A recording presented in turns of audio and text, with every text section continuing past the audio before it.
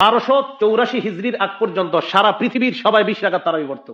হিজরি পর্যন্ত 1284 হিজরি পর্যন্ত সারা পৃথিবীর সবার স্লোগানও ছিল 20 রাকাত, তারাবি পড়তো 20 রাকাত। 1284-তে সর্বপ্রথম স্লোগান ওঠে যে তারাবি 8 রাকাত। এটা কথা মনে রাখবেন। আপনারা যারা 8ও পড়েন, কিন্তু এই কথাটা মনে রাখেন যে 8-এর স্লোগান 1284-র আগে দুনিয়াতেই ছিল না। আরিফ বিন হাবিব খুব পটর পটর করেছিল। বেটা বলেছে 1264 হিজরির আগে নাকি কেউ 8 টাকা তারাবি, এই আন্দোলন নাকি ছিল না। আমি তোমাকে চ্যালেঞ্জ করে বলেছি, মায়ের যদি দুধ খেয়ে থাকো 1284 হিজরির আগে তারাবি, তাহাজ্জুদ, আলাদা নামাজ, একটা দলিল তোমার বাপের ঘর থেকে হলে দিয়ে যাবে।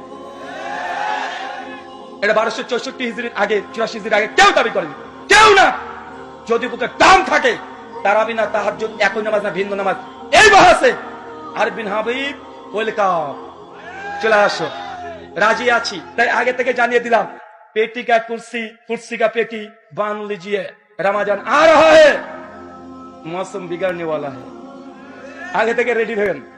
সময় দিয়ে দিলাম 10 দিন সুযোগ পাবা, একদম স্কুলের ব্যাগ নিয়ে মৌলানা আব্দুল মালিকের কাছ থেকে তারাবি, তাহাজ্জুদ, এক নামাজ না ভিন্ন নামাজ, 10 দিন ক্লাস করতে শুরু করে দাও।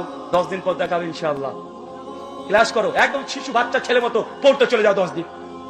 আমি 10 দিন পড়তে পারবো না, 10 দিন আমি আছি, এখানে প্রোগ্রাম আছে, তুমি পড়তে যাও। পড়াশোনা করে আসবে, ভালো করে পড়াশোনা করে আসবে, একদম ভালোভাবে পড়াশোনা করে এসে আহলে হাদিসের জেনারেল শিক্ষিত একজন ছাত্রের কাছে এসে দলিল দিও, তোমার দলিলকে কিভাবে বুঝিয়ে দিতে হয় আমরা ঠিক বুঝাতে পারবো। আল্লাহ সুবহানাহু ওয়া তাআলা আমাদের বোঝার তৌফিক দান করুন, আমিন।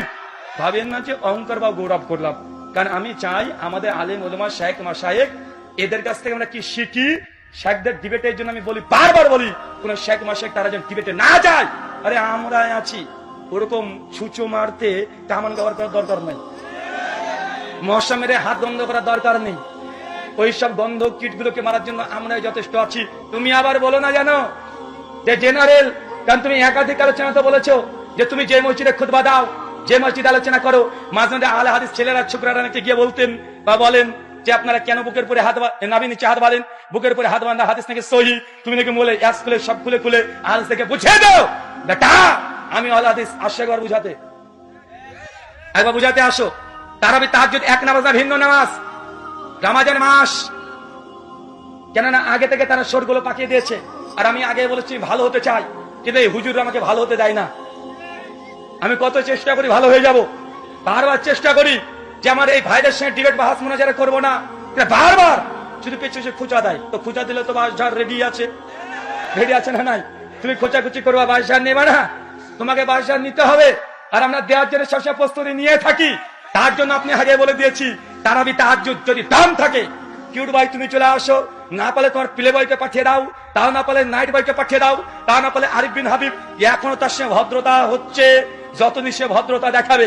তারপরে আরো যদি না হয়, তোমাদের কি জানে নাম, আর একটা কি নাম, কি ওটা, ও বাচ্চা ছেলে রফিকিকে তো 2017 সালে মালিকলা মসজিদে সাইজ করে ছেড়ে দিয়েছি, বেচারা তারপর থেকে আর কথা বলে না।